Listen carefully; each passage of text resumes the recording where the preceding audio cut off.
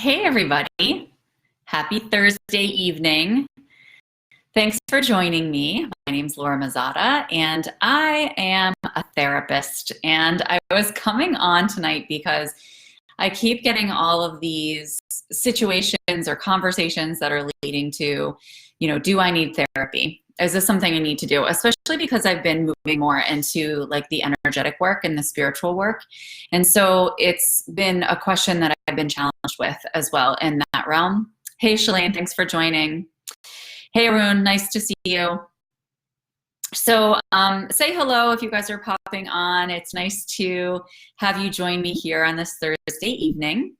I just wanted to talk quickly about this concept of whether or not you need therapy. So can I answer your particular case? No, I can't right now. I don't know who you are, what you're going through.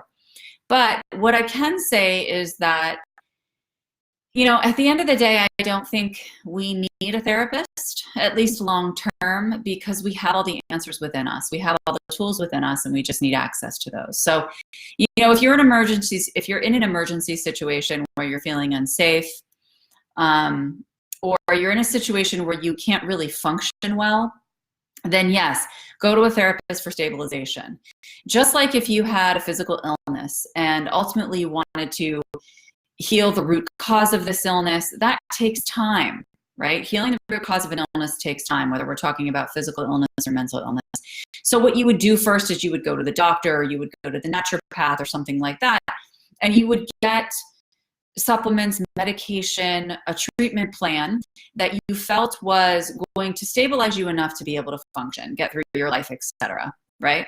But then at that point, you're really needing to try to implement some of these skills that you either are reading about or learning about from other people, etc., to move forward and really empower yourself to use the tools you already have within you.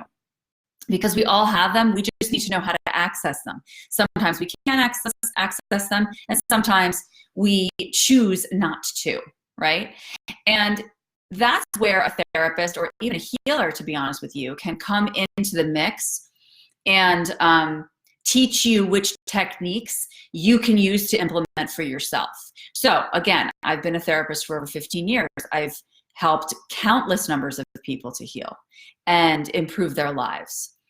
But I also see a large number of people who have chronic issues where this exists over a long period of time and they just can't kick it, right? Whether they've taken medication, whether they've applied skills. And so in this situation, I really think that going to a deeper level of, say, energy healing or spiritual healing is a little bit more relevant, right? And a little bit more helpful, because these are people that have tried things and really have tried. It's not that they're just saying they're trying, but they've really tried and they can't kick it, right? And so you don't want to set somebody up for failure or feeling like a failure and saying, okay, keep trying this, that, or the other thing. But, you're still going to be hitting a wall because there's deep-seated, rooted issues that could be generational. I mean, it could be generational trauma that's been shown to be carried down for over 3 generations. It could be trauma in a past life, if you believe in past lives. So it's not necessarily something that you consciously are aware of, but that's interfering with your ability to move forward. And that can be very frustrating because you feel like, oh, I'm implementing this and I'm trying that and it's just not working. So that's an area where, go to a therapist, get some tools, or go to an energy healer and get some tools. You can read books and get some tools. You can go onto Google, right? And get some tools that you can practice consistently. But it's really all about consistency for yourself, right? And a lot of people don't feel safe consistently implementing techniques because they know, all right, if I do this, it's actually going to create a change. And I don't really know what to do when I change or when that change comes into my world, because I've always been this way, or I'm so used to this habitual depression, negativity, anxiety, whatever it has to be. I'm just going to pop a little comment in here because sometimes that triggers the comments because I'm not really seeing many people. I'm seeing people, the numbers pop on and off, but I'm not seeing names. So let me know if you guys have any questions. Hopefully they'll show up, and if they don't, I can reply to comments later. So So anyway, so there's these people who, yes, can read books or go on Google and get these tools, right? But they don't feel safe enough to implement them without having somebody, what we say is holding space for you, right? Holding this compassionate space where you can go into that therapist's office, you can go into that relationship, or you can go into that meeting with your energy healer and feel like, okay, I have this soft place to fall, right? So that if I start implementing this stuff consistently and I'm either a hot mess or I don't know where to go with it or how to operate with it, I have somebody to kind of support me, right? And that's really the only time also that I would recommend it if you do not have somebody in your natural life that you can use for that purpose, if that makes sense. So if you have, I might have said that backwards and gotten jumbled with my words, but if you have a supportive person in your life, either in your family or in your social network, that you can rely on and feel like you have a soft place to fall, or you have that, either that person of structure and accountability, compassion, and a little bit of a kick in the ass too from that person, right? To really hold you accountable to who you are, then you don't need to go to a therapist or an energy healer, right? Really what you need at that point is to just focus on the consistency. What are these skills that I've read about? What are these skills that I'm learning?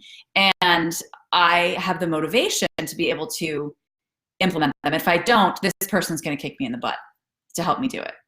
And the only time medication has really come into play, at least in my practice, is when people are so unmotivated because of their, say, depression or their chronic belief systems or habits or something, that they need just a little something to get them motivated to start, right? To start learning, receiving, and practicing these tools. And then once they've gotten to the point where they can, you know, implement them consistently, you can take the medication away. So it's interesting because I was listening to Abraham Hicks the other day, and that's Esther Hicks, who channels the wisdom of Abraham. And she was talking about, I don't even remember what the topic of the audio was, but the piece that I took away from it was she was talking about how in therapy, you drag all of this crap forward, right? Like all this crap that has made us feel bogged down, stressed, overwhelmed, what have you, right? And then what happens is we enter victim mode, right? And that's okay. You know, don't kick yourself for being in victim mode. I've been in victim mode a few times in my life. The point is that you're aware of it. You're aware you're in victim mode. You identify what that feels like. You know, okay, what does this feel like in my physical body? What does it feel like emotionally, energetically, etc., so that you can recognize it as separate from yourself. Okay, I have awareness of this. This is not my typical way of operating or my typical way of being. So I'm going to choose to do something about it or do something differently, right? So if you can't get out of victim mindset, then you need some kind of structure to help you with that. Again, there are tools to do that. One of the best ones is Byron Katie's The Work on thework.com. She has free worksheets and free guides that guide you through a series of questions. And there's only 4 or 5 questions, so it's not going to take you forever. It's not like you have to set aside an hour of your day to do this. Although committing to yourself at that level might be kind of a good idea. But yeah, and you can work through those. There's books on forgiveness of yourself, forgiveness of the other person, forgiveness of the situation, because all that carrying that stuff around does for you is just add to toxicity. It just eats away at you, and it's just not worth it, you know, and especially if it was so negative and negative over a long period of time that you experienced. You know, it's not something that you want to bring into your present day experience, but by harping on that belief and keeping that belief going, you are bringing it into your present life experience. Leave it in the past, right? And if you have trouble making that clear delineation, then ask for some help, ask for some guidance. Again, it would be great if you could do that from somebody who's supportive and balanced and healthy in your life. And it's really only when you don't have that person that you seek out a therapist, right? Or again, if you're very unsafe, right? If you're unsafe or if you're really not functioning at all. Even if you're not functioning at all, do you have somebody in your life who can kick you in the butt and be compassionate at the same time to help you move forward, right? And at the end of the day, temporary, Therapy is temporary. It's supposed to be temporary. I tell my patients all the time, I want to be scarce. My goal is to be scarce in your life, because not only do I want to give you skills that you can implement, but I want to be able to, I guess, strengthen your natural network so that you feel empowered to rely on people that, are just a phone call away any time of day, right? So, some of the methods that I think are the most productive in therapy are things like EMDR or EFT, right? There's that's eye movement treatment, and emotional freedom technique, which is tapping. And the reason I like those is because they involve several systems of what encompasses us as humans, which is our physical body, our emotional body, our energetic body, our cognitive functioning, and which we can call our mental body, and our spiritual selves. So the nice things about those is that those techniques is that they incorporate more of those. And the more holistic you get, the more bigger picture of yourself that you get, the better. If you've been following me, or if you have been noticing some of my posts, that I've been very sick for the past few years. And if I sit there and focus on fixing a physical symptom, and that's my goal, is I'm honing in on that physical symptom. I just wrote a blog about this last week, actually, or this week, Sunday. So if I focus so much on the physical symptom, I'm losing sight of the big picture. And that's when my mind starts to run and I become obsessed on the details. Well, should I take this supplement? Should I take this? Should I listen to this doctor? Should I listen to the naturopath? Should I listen to that person? Right? So it's being able to get out of just that small focus. It's not that I am ignoring all of the other components, right? And it's not like it's not like I'm ignoring the physical body and saying, well, no, I need to do emotional work instead, or I need to do energetic work instead, or what have you, right? It's saying I need to step back and look at the big picture, bird's eye view, helicopter point of view, right? Like if you were watching a movie and you were seeing Laura hanging out and chilling and living her life, how would you describe it, right? Hey, Tara.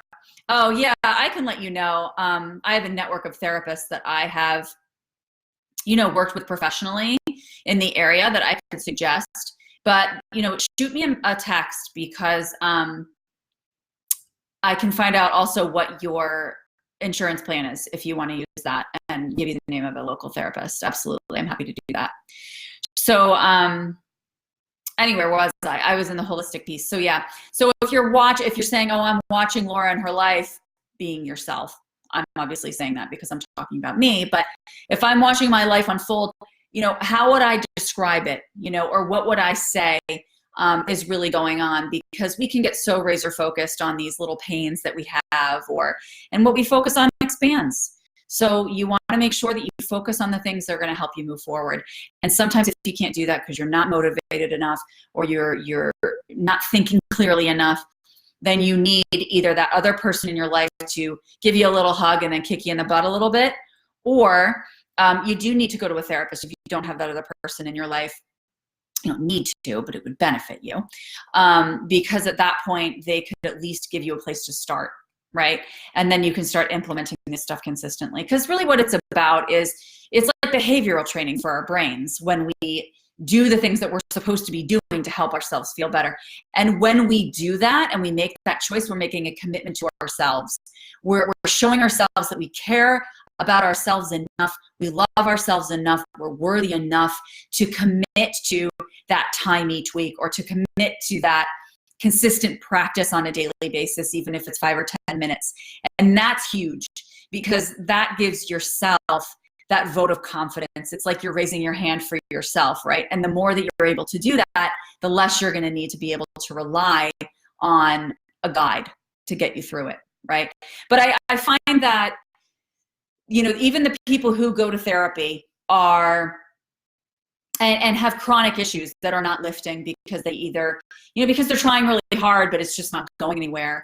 Those are the people who could really benefit the most from energy healing. I mean, I personally feel that everybody could, because when we clear our energy field, we're clearing the things that are issues for us before they become more condensed into a heavier energy, which can present as negative emotions and then ultimately present as physical pain or discomfort or illness in the physical body, right? So, but I do think that when we're looking at the path of healing, if you were to prioritize people, the people with the chronic issues are the ones that do have a lot of density that has just presented and stuck. And they've gotten so entrenched in belief patterns that it's become part of who they are. It's become part of their personality. And that's very hard to untangle by yourself. So let me know if you guys have questions. I'm so thankful that you guys joined me tonight. And if you post some questions, or if I didn't see any that came up during the feed, I'm happy to address them later. After I get off, I can look at the comments and shoot you a message back. And you're always welcome to reach out to me privately. Obviously, this is not something that I am, clearly assessing for those of you who are on, or for those of you who watch on the replay. And if you have individual situations that you'd like some feedback on, please feel free to reach out to me. And I hope you all have a wonderful night. And if you're in the US, a very happy Thanksgiving in a week. All right, take care. Bye.